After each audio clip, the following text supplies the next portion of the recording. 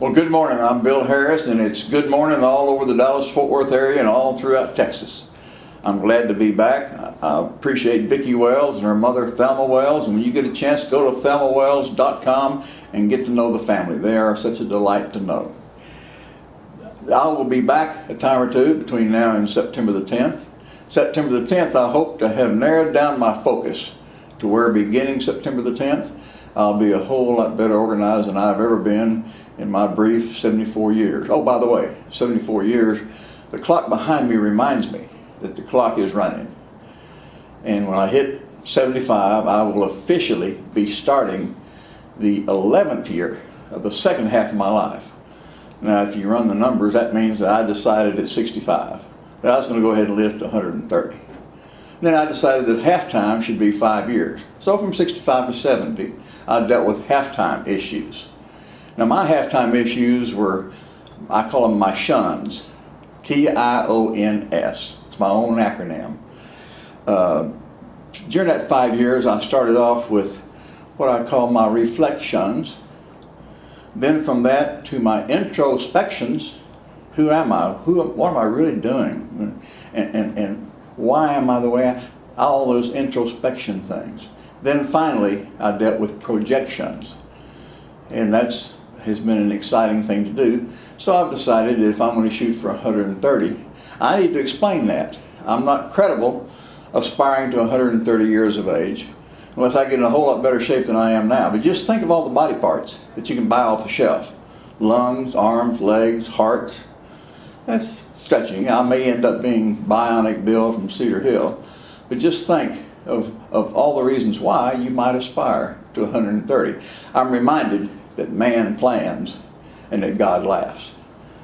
So just briefly, I'd like to touch on some of the things I'm involved with here in the beginning of the early summer in Dallas-Fort Worth. Every morning I go through the same drill. I do the Dallas Morning News at home, I go to the QT and I go through the Fort Worth Star-Telegram, then I go to Starbucks in Cedar Hill where I do the New York Times, the Wall Street Journal, and USA Today. So I always come home with a handful of clippings. And then I read them later during the day. Edmund Burke in the 17th century said, "To read without reflecting is like eating without digesting." So I read reflectively. And there I find stuff like incubator information, which is one of my hot buttons. And we'll talk about incubators later on, probably not today. But then I get things like the Star-Telegram talking about their newsroom realignment aimed at putting digital first. An excellent article dealing with my passion, which brings me to a word you've never heard of before, SARVangelist. Webster calls an evangelist an enthusiastic advocate, in my case for subscribers, advertisers, and readers of print newspapers, which is one of my obsessive compulsive challenges. I love reading, and by the way, I clip strange things for strange reasons, most of which I'll get back to. This is really a fabric. We'll talk about this another day. It deals with butterflies. I deal with butterflies. Sticky, sticky, sticky stories. The Guadalupe County Communicator is from New Mexico, Santa Rosa, New Mexico. He can make a losing football game the most interesting story you've ever read. And he came out of the Rocky Mountain News, M.E. Springelmeyer, and I wish you could read his paper. Go on, well, no, don't go online, but it's worth reading.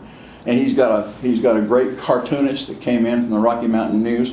I read everything.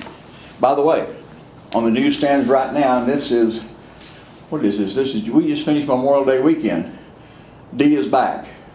D has J.R. Ewing back. And I want to talk about this at length. I have some great stories about South Fork. I'm the only guy I know that tried to sell it by the square inch. So, rather than get into a whole lot of things today, I wanted to let you know I'm going to attach this to one or two other clips down the line to show you a potpourri of ideas, insights, and thoughts that I have. And I'm looking for input from anybody that I share this with. By the way, some people have said, what all do you do, Bill? And I said, well, among other things, I sell the only air-conditioned, air-cooled hard hat. That's OSHA approved, intrinsically safe, with or without the lamp. Cools the temperature down on top of your head over 20 degrees. Or for the ladies, the soccer moms, or the people that like to walk in this heat, an air-cooled helmet in 20 colors. And I have an Oklahoma partner. Our website is Welch, W-E-L-S-H, Harris, capital.net, or website is coolhardhat.net. So this summer, when we hit the triple digits, I'm the only guy I know that benefits when we have a string of triple digit days. This is just an insight into what I do. I'm an ideational engineer. I have more fun than anybody I know. I'm more excited about the future than anybody I know, but a lot of it has to do with the joy that I derive from print newspapers. And I'll be back to you again and talk to you about some of the insights I've gleaned in this brief first half of my life. Thank you very much. Pleasure being with you. And again, if you get a chance, look at thelmawells.com. They're sweet, sweet, precious people.